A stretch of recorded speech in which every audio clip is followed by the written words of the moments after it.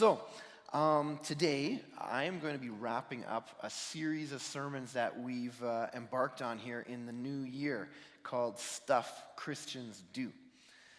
And there's a lot of stuff that Christians do. And I got to be honest, I think I drew the short straw this month. My teammates, Jason and Randall, they got to address really engaging and non-controversial subjects. Communion, like the Lord's Supper, prayer, worship. These are all like motherhood and apple pie subjects when it comes to Christian spirituality. And today I get to preach on giving. I don't know about you, but whenever talk about money at church comes up, I can just feel the toenails kind of curling a little and the stomach tightening. And it doesn't matter if you've been a part of church your whole life or if this church experience is new to you, just the awkward feeling of money, the awkward feeling around money, it comes naturally. And I read a while ago, excuse me, you're going to have to be patient with me. I came down with a cold and I'm really croaky this weekend. But I read about a pastor who decided that he was just going to embrace the awkwardness around money with like reckless abandon. And so one Sunday he walked into the pulpit and he announced to the congregation, "My good people, I have 3 sermons in my hand today. I have a $1,000 sermon that lasts 5 minutes. I have a $100 sermon that lasts 15 minutes. And then I have a $10 sermon that lasts a full hour. So now we're going to take the offering, and we're going to see which one I deliver."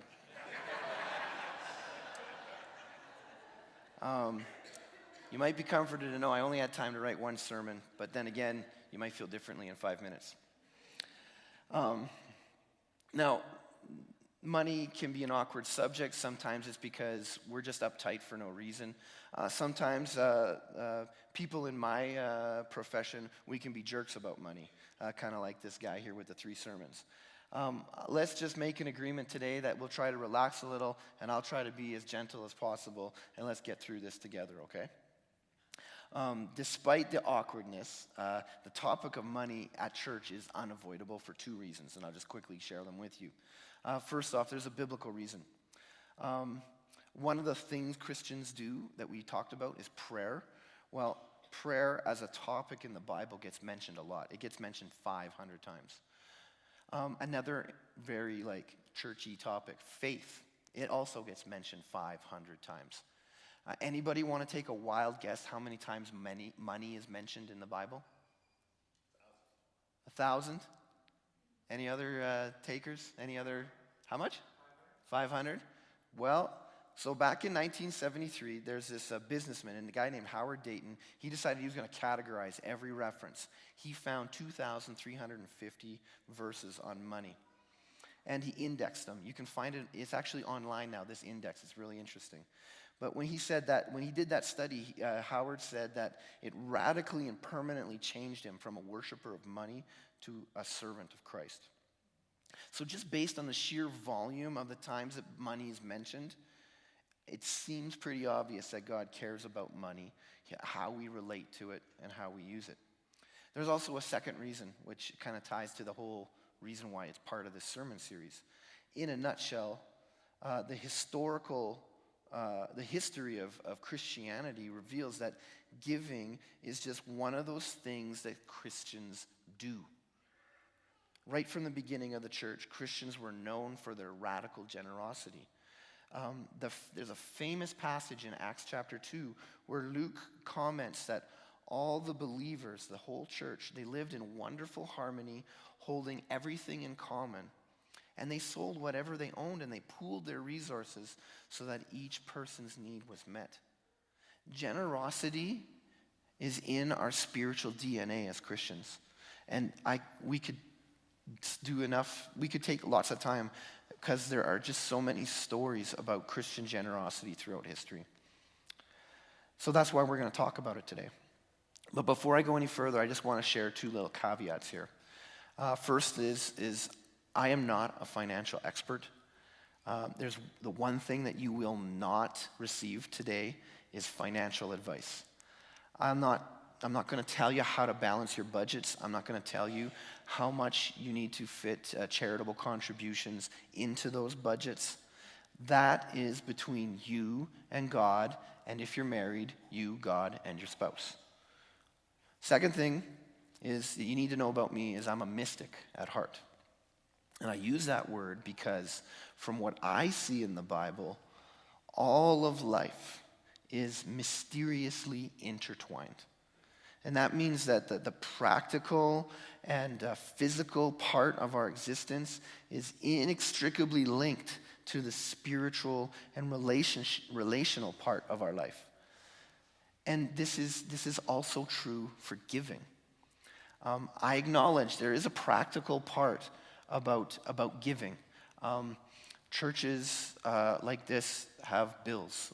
There's the light. I like it when I show up at a church. I like it when the lights are on, and when I go into the washroom, I like it when it smells rather nice versus not nice.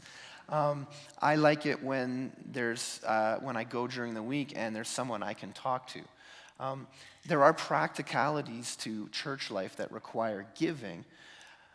And Acts chapter 2, where they pooled their resources and they sold stuff when somebody needed help, that's all really important. At the same time, I believe with all my heart that these practical realities are linked to something deeper and unseen. And so, for a definition today, I'm gonna define giving in this way. I'm gonna say we're talking about giving our money away for the purposes of spiritual growth. Giving is a practical discipline that nurtures our spiritual lives. Now, Jason described spiritual disciplines like a cup that holds a refreshing drink of water a couple of weeks ago. And the practice of giving, like so many other practices like fasting and worship and prayer and solitude, all of those things provide like a structure that helps us experience the refreshing, living water of Jesus Christ. And I'm going to take a shot right now. So, to answer the question, why give? Here's what I want to do with us today, okay? Two things. One is I'm going to share with you why I give.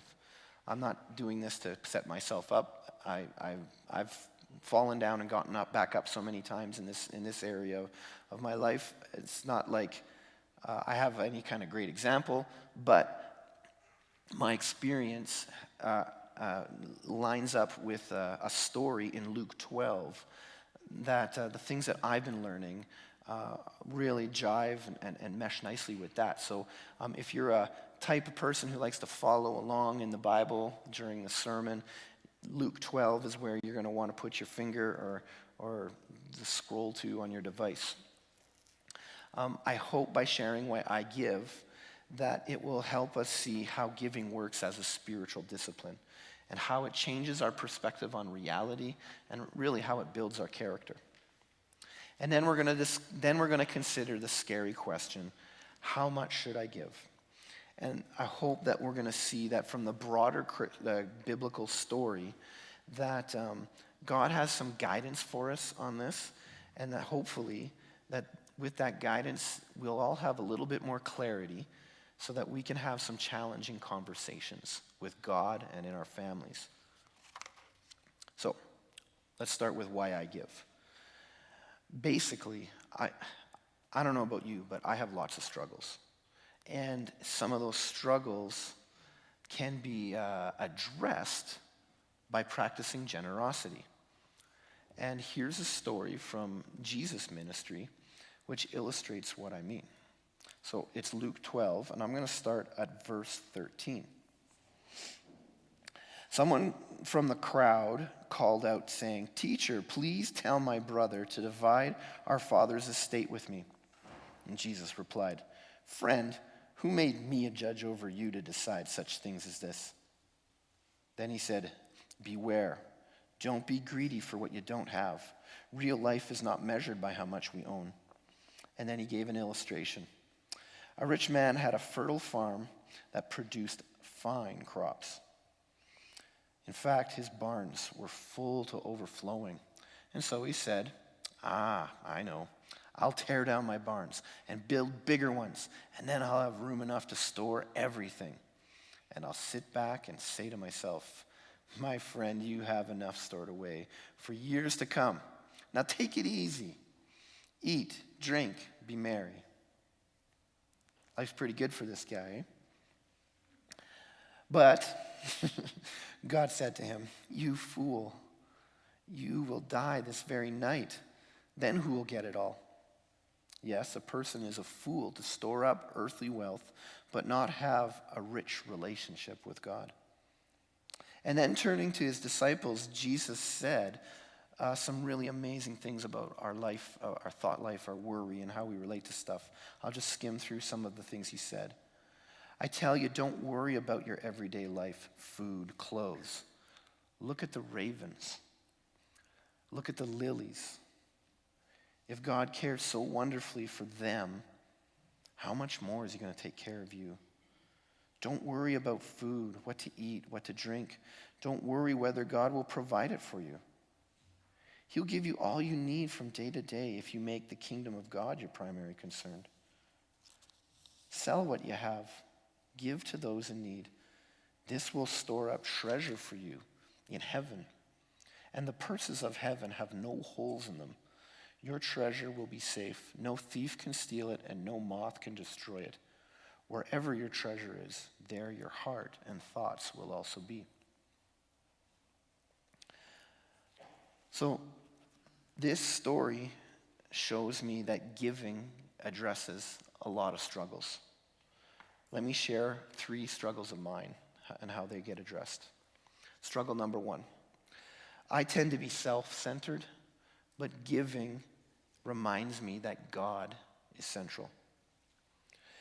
Jesus is choosing his words very, very carefully here. This man in the parable, he became rich. How? The land produced abundantly. The farmer hit the jackpot, and his retirement plan was to keep all of it to himself and spend his entire retirement on himself. I will do this. I will do that. Life will be good for me. But it was the land that produced his wealth. And here he is congratulating himself. And God looks down on him and says, what a fool. This man didn't recognize that God was the actual source of the windfall. The man falls into a trap that we all fall into at some point. Self-centeredness. We don't like being around self-centered people, do we? Well, sometimes we are those people. And when I struggle with self-centeredness, giving reminds me that life is not about me. Jesus here, he teaches us to be rich toward God. That basically means understanding that God, maker of the universe, is the ultimate owner of everything. He causes the land to produce a crop. He put the oil in the ground. He planted the beautiful forests of Canada. He even gave us minds that are creative and entrepreneurial so that we can figure out what to do with this stuff to make our lives better. Whatever we have, whatever wealth we generate, it's not ours. It's just entrusted to us by God. And when I forget this, I get self-centered. When I give some of my stuff away, it reminds me that my stuff is actually on loan to me. Struggle number 2. I struggle with difficult choices, but giving helps me live with fewer regrets.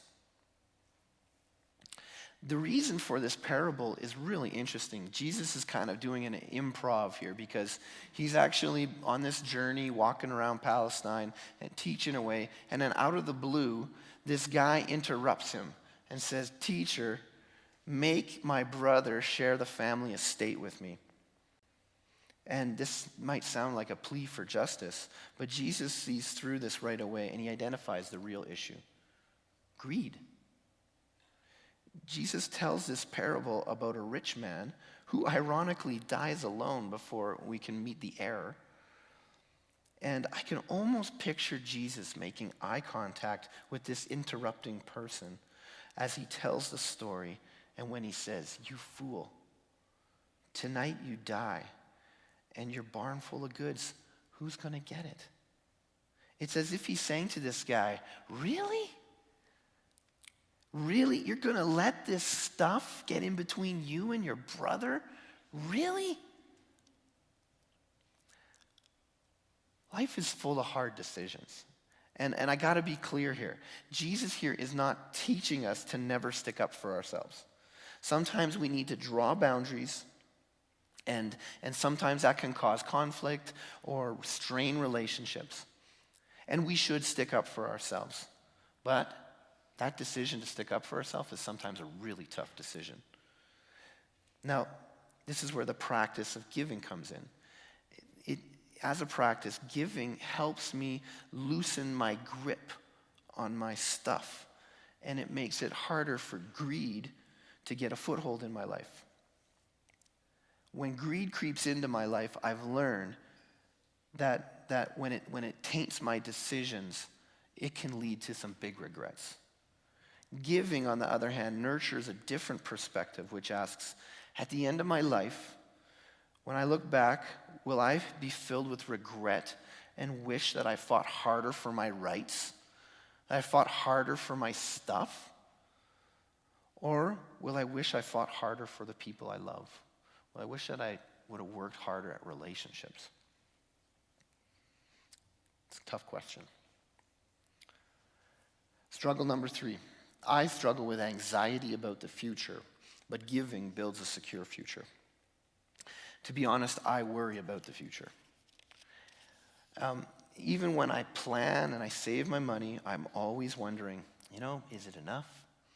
Is it secure? And yet, with the story of the rich fool echoing in our ears, I want you to hear what Jesus says. He says, don't worry about food to eat or clothes to wear. Look at the ravens. Look at the lilies. Sell your stuff, sell your possessions, give to the poor. Store up treasures in heaven. I'm not exactly sure what treasures await us there, but what I learn here is that they are more permanent than any of our earthly stuff. And here's the amazing thing. Those treasures start to accrue now when we sacrifice our wealth and our comfort. This is a paradox. Giving now helps me worry less about the future. Giving in the moment, maybe I'm the only one who thinks this way, and maybe I'm just a weirdo, but giving in the moment helps me live in the moment. And when I live in the moment, my anxiety about the next moment seems to decrease. I'm reminded that if God looks after birds and flowers, and they don't have the luxury of saving for the future, how much more is he going to look after us as his kids? I don't know about you, but I look after my kids a lot better than I do my garden. By giving, we make a powerful statement. We're saying, I want to use this money to help transform the world into the way God wants it to be. And that leads to treasures in heaven. Whatever those are, they're more secure than any stock, fund, or bond. And it reminds us we can absolutely trust God. So those are the reasons I give. It makes me less self-centered. It leads to fewer regrettable greed-based decisions. And it reminds me of the secure future I have in Christ. As a spiritual practice, giving changes. It alters my perspective on my material reality. Another way you can put it is giving shapes our character. So that leads to the next question. So, exactly how much should I give to build this character, to change this perspective? How much will it take for a new perspective? And that's what leads to the topic of tithing. And so what I've tried to do here is I've tried to dedicate 10% of my word count to the subject of tithing for you guys today. I've had some help here. A couple of books I've found really helpful. One is called God and Money, written by a couple of Harvard Business School guys who did a intensive study on how Christians relate to their money. And another book that actually they found really helpful was something called You Mean I Don't Have to Tithe? And this is a more academic study on, and it kind of deconstructs kind of the modern notions of what tithing is all about. So with that in mind, buckle up. Here's a brief history of tithing. First time the Bible mentions tithing is when Abraham he went on a raid. He had some family members taken hostage.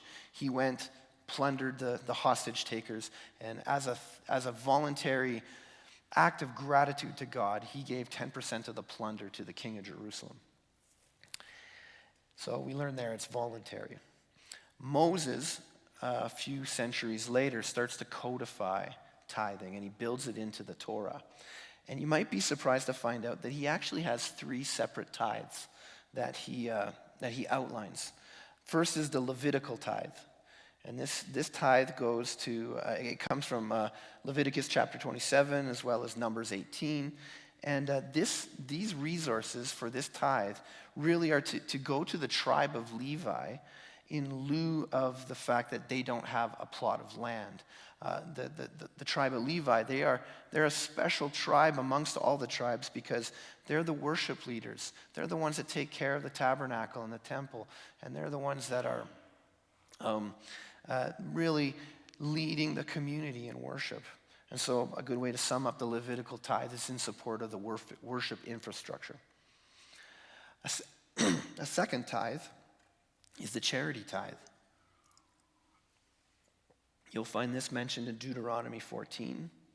And it's kind of a triennial food drive is what this is. They structured their agricultural schedule around a 7-year cycle where every 7th year was a sabbatical year where the ground lay fallow. And in that cycle, God commanded that on the 3rd and the 6th year, a tithe be collected as kind of a big contribution to the Israelite food bank, I guess you could say. That's the charity tithe. This third tithe that I found really surprising, you'll find it mentioned in Deuteronomy chapters 12, 14, and 26, is a festival tithe. And it's all surrounding the Feast of Tabernacles, which the best way to sum it up is it's a big kind of camp out in Jerusalem where everybody gets together to commemorate the people's wandering in the wilderness. And God wanted everybody to bring a tithe to contribute to the party. And so when you factor in the timing and all of the relationship of these tithes to one's annual income, basically the number Moses gives us is 23.33% plus other voluntary offerings along the way. That number really got my attention, especially when you compare that to the latest StatsCan numbers that I found from 2013 is that Canadians, we give roughly between 1% and 4% of our annual income to charity. Now, if you want to be a biblical tither and you want to follow the letter of the law, there's your number. But I have a couple of problems with this number. One is that when you do things proportionally and percentage-wise, it tends to be that the little guy suffers the most. And you think about if a person's monthly income is $1,000 and they give a quarter of it away, they're not left with very much to get through that month, are they? Whereas if the person's income was, say, between $5,000 and $10,000 a month, well, it's not going to hurt near as much, is it? And while systematically it's tougher on the little guy, there's an even deeper problem I have with this, is that when you cap giving at a certain amount, it kind of takes the relationship out of it, doesn't it? It stops being from the heart, and it becomes more of a thing that you check off on your to-do list. And that's why I think that when we get to Jesus and Paul in the New Testament and look at early church history, we don't find any direct teaching commanding Christ's followers to tithe. the best we get are references when Jesus and Paul are giving examples of people. They'll talk about, oh yeah, someone tithes, but that doesn't guarantee that they get it right. And so tithing was never explicitly commanded. That being said, I'm pretty sure that Jesus and the early Jewish Christians, they did practice different forms of tithing. We have an example in the Bible where Jesus actually provided a miracle for Peter to catch a fish with just enough money in that fish to cover the temple tax that they needed to pay. Jesus participated in that system of tithing. But the church was far more radical in its giving practices. They often went above and beyond what tithing would demand. In fact, it's really what got a lot of people's attention in the Roman Empire. 4th century Emperor Julian actually was complaining about his own government's lack of generosity when he said, "It's disgraceful that these impious Galileans," that's what he called Christians, "they support not only their own poor, but ours as well. All men see that our people lack aid from us."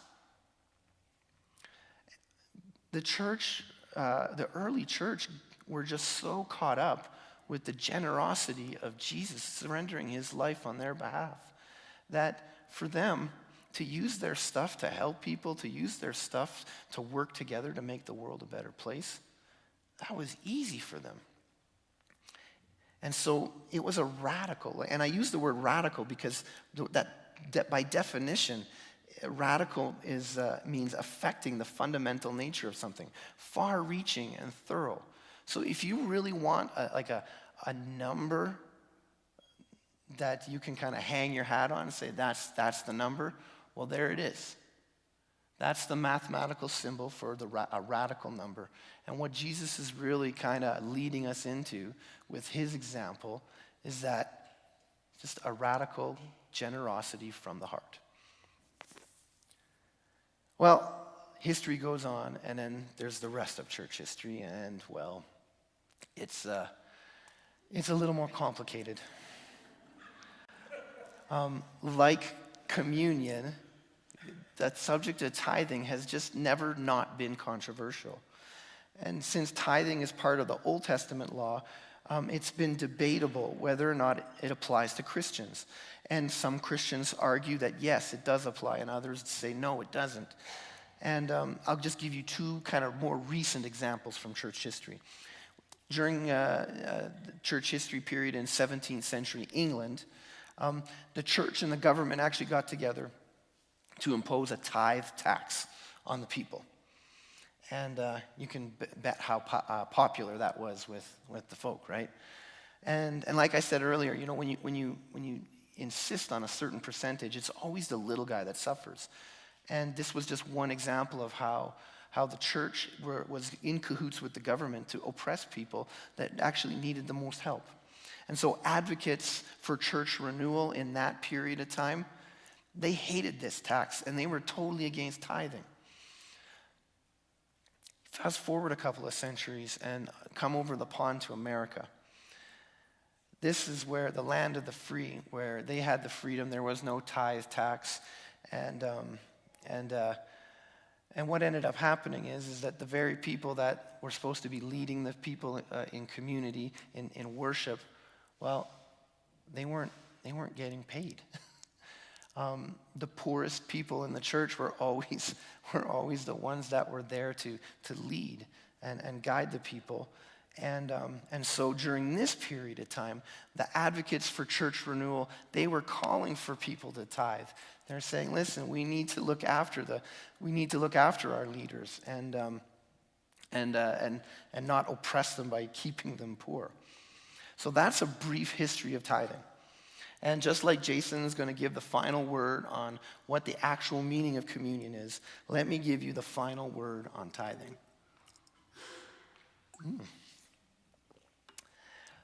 3 lessons. First lesson, History proves that if there's a way to mess up giving, we'll find that way. But the silver lining is God's always calling us back and helping us learn from our mistakes. Second thing is, I think it's interesting that the tithing laws in the Old Testament, I think they show us what's really important to God in his heart. If you want to know what's really important to someone, what do? You follow the money, right? Well, this is where God was wanting the money to go. He wanted it to go to the worshiping community. He wanted it to care for the poor. And interestingly, fellowshipping and celebrating together as that worshiping community, that's important too.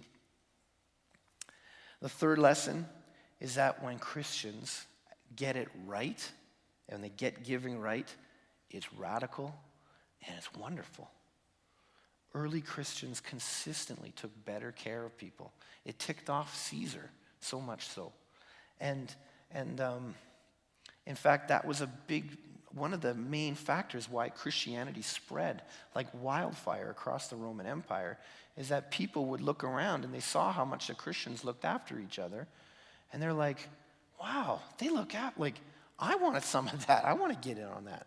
And that's the radical nature of giving. So Mike, stop beating around the bush. Tell me now, how much, really? I want to experience this change of perspective. How much will it take? Honestly, that's between you and God and your spouse. And if there's one takeaway that I want you to have today, it's not that you should be giving more. Maybe you should be, but that's not the takeaway. If there's one thing I want you to do after today, is I want you to sit down and have this conversation with God. And the way to start this conversation is to consider these words from Jesus that I read to you. Wherever your treasure is, there the desires of your heart will also be. If you want to know what's important to a person, follow the money. Giving makes a powerful statement about what we value. And so a good place to start your conversation with God and your spouse is to take stock of your spending habits and your giving habits and ask these three questions. First off, what do my spending habits say about my priorities? What's most important to me? And how do my spending habits reinforce or contradict what I think or say is really important? Second question, what does my giving say about what I think about God? Giving, I think, is a form of worship. It's a response to the sacrifice that Christ made for us. And like Randall said last week, worship in response to something like that, it's unreserved. I like what Dallas said in his baptismal thing. Worship unrelentingly. That was a great word. We got to remember our stuff is on loan to us. When we reserve it for ourselves, what does that say about what we think about God? And thirdly, what does our giving say about what we think about other people? How responsive am I to the needs of my church, my neighbors, the poor? Do I care? Do I really care about the needs of others? Does my bank account give an accurate picture about how generous I'd like to be? Work those questions in your mind. Talk about them, pray about them. And once they start to kind of clarify in your mind the answers to those questions, then I think you're ready to figure out between you and God what that amount is, what that frequency is. And that's all there is to it. And then I can go on to say, though, is that once you put that into practice, you will experience a change. You will experience a difference. You're going to look at your money differently, and it's going to be challenging. But you are going to see reality in a different light. Let me try to land the plane here with a recent story of generosity that gives me a lot of joy on multiple levels. As you're aware, we've been occupying this shiny new building for about a year and a half. And to get this building, many people, a lot of you here, have given sacrificially to build it, and we are continuing to give sacrificially to continue to pay for it. And I'll tell you, I'll just remind you, the vision for this renewed building was, among other things, to bless the community of Cochrane, the wider community. And so we try to host all kinds of community functions that make Cochrane a stronger town. One example is the Jingle and Mingle lunch that took place here on Christmas Day. And the vision for this started last summer when a friend of mine, who happens to be of Sikh faith, decided that no one should be alone on Christmas. And I don't know where he got this in his head, but it was like really, like he wanted to do something. And so he approached me about our church providing the space for a simple meal that he wanted to organize. And I thought, well, this is a great idea. But at the same time, I'm like, oh, I already have Christmas plans. It's gonna complicate my Christmas. And so I'll admit, it was tough for me to kind of get behind this thing. But I started talking about it at the office, and I was really humbled by the response of my teammates, especially Daniel, our office manager. He's like, why wouldn't we open our doors to the community at Christmas? And so we opened the door. Does that sound familiar to any of you folks that have been around for a few years? And so on Christmas Day, there were over 70 people gathered here from all different religious backgrounds, including Christians from several churches. And they were all here to celebrate and honor the birth of our Savior, Jesus Christ. I got to admit, it felt a little like heaven. And I hope it becomes an annual tradition. Now, this story gives me joy on two levels. One is I know that this building exists because of the radical giving of many, many people in this church family. And I just thank you for that. But the other thing that gives me so much joy is that we're not treating this building the same way that the fool in Jesus' parable treated his barns. He built bigger barns so that he could just hoard more stuff for himself. We built this bigger barn so that we could give it away. And that's a beautiful thing. And I hope that stays a part of our church culture for decades and decades till Jesus comes again. And at the same time, I hope that it inspires all of us as individuals to be people of generosity. So we're just going to bow in prayer, and I'm going to invite the worship team to come up and take their place. And I'm just going to lead us in a time of prayer. God, you're speaking to all of us, and we all come here at different levels of experience with generosity. For some of us, maybe it's time that we start. And I pray that you would speak to us and that you'd speak clearly to us and invite us into this life of radical, heartfelt generosity. And maybe there's some of us here that we've been doing it, but we're maybe stuck in a rut, or we're kind of slavishly following a rule that was taught to us when we were young. And I pray that you would lead us to adjust, and that you would open our eyes and our minds to maybe something that you want us to sacrifice. And Lord, there's some of us here that we're just so blessed and we're so happy to be part of your family. And we just want to celebrate, Lord. And so I pray that you would give us joyful hearts, full of gratitude at the love that you've just showered out on us in Jesus. And we thank you. And all of the giving that we do, Lord, it's really to say thank you to you. Amen.